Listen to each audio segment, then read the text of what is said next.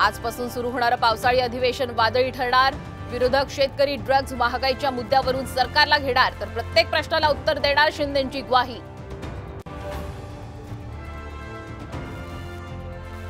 खोके सरकारचं हे शेवटचं अधिवेशन, उद्धव ठाकरेंचा महायुतीला टोला, तर कोण कुणाला निरोप देणार, अधिवेशनातच कळेल शिंदेंचा पलटवार।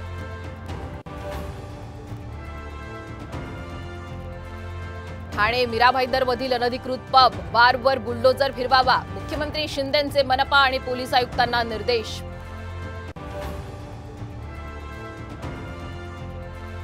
छत्रपती संभाजीनगरात एथर एनर्जी वाहन निर्मितीचा मोठा प्रकल्प उभारणार, तब्बल 2000 कोटी रुपयांची गुंतवणूक, 4000 रोजगारांची निर्मिती होणार।